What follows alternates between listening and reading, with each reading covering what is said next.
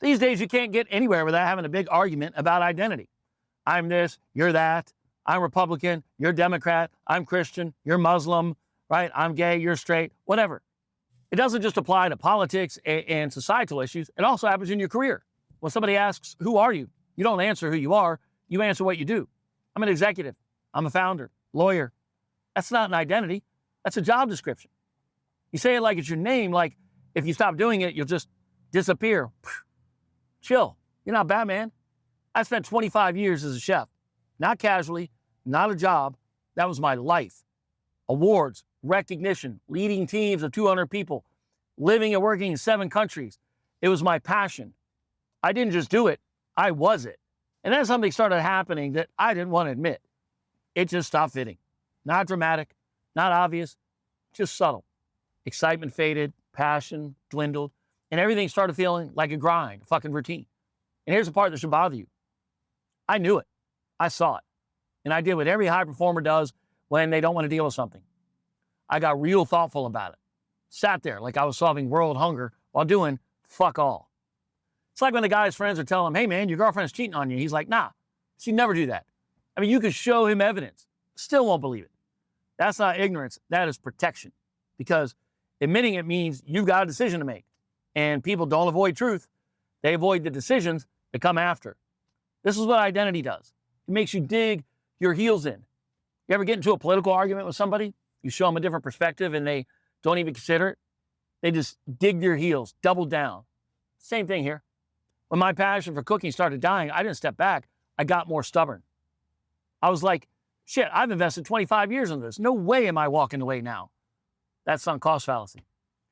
But you don't call it that. You call it being loyal, not being a quitter, disciplined. A guy who finishes what he starts. Yeah. Even when what you started is already dead. This was the plan. This is who I am. And when that shit started slipping, I got pissed off. Even defiant. I felt like something was taken from me, like I got fucking robbed. Here's where most people screw this up. They think the problem is identity. It's not. The problem is your thinking that's protecting the identity. That's the trap. Because once you've built something, I'm successful, I'm the expert, I'm the guy who figures it out, your brain will defend that story like it's oxygen. Not with force, but with thoughts. I just need more time. I need to think this through. I can figure this out. Yeah, sounds smart and responsible, but you sound like somebody who's about to spend another 3 years figuring it out. You're not thinking your way forward. You're thinking your way in circles, protecting something that already expired. And if you're a high performer, this hits you even harder because your identity is, I figure things out. So what do? You trust your thinking more. Of course you do. It worked before. So now you're using the same tool on a completely different problem. That's like trying to fix a blown engine with a Sharpie. Wrong tool, wrong game.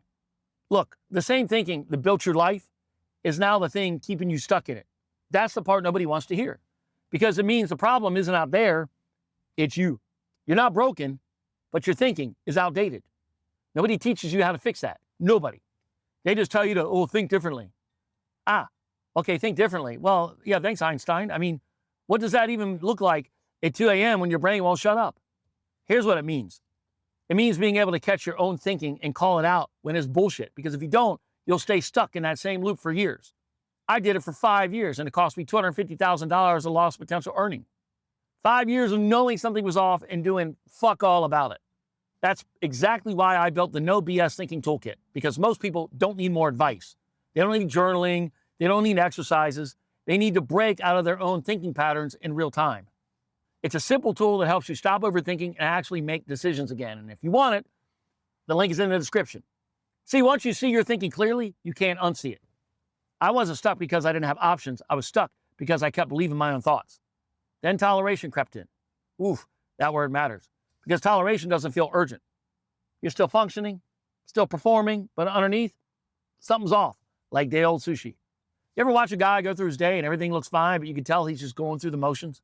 That's you. Smiling in meetings, nodding at shit you wouldn't even agree with, clocking in mentally about 60%. And then you start coping. For me, it was excessive alcohol, which created its own set of problems. Yeah, I've tested that for you. And it wasn't because I didn't know better. It's because I didn't want to face what I already knew. It wasn't about the drink. It was about shutting that voice up. The one going, you know damn well this isn't it. Now let me give you something that most people avoid thinking about. At some point, your career is going to end. Not maybe, it will. You lose your edge, you'll get replaced, or you outgrow it. Either way, that identity has an expiration date. And you can either update it or be the guy still introducing himself by something he hasn't been in 10 years. We all know that guy. Don't be that guy. And if your entire identity is built on that, you are going to fight reality every step of the way. Yeah, been there. And meanwhile, reality has already moved on. You just didn't. And that gap, that's where burnout lives. That's where toleration sets in. That's where you start saying, I don't know what's wrong. You do know. You just don't like what it's going to cost you to admit it. Here's the uncomfortable truth. You don't make decisions based on what's best. You make decisions based on what would someone like me do? So if your identity is, I don't start over, I'm successful, I don't waste time, then every decision you make will protect that, even if it's quietly wrecking your life. So no, you don't need more motivation. You don't need more time. You don't need more thinking in circles. You need to stop trusting the thinking that's keeping you stuck.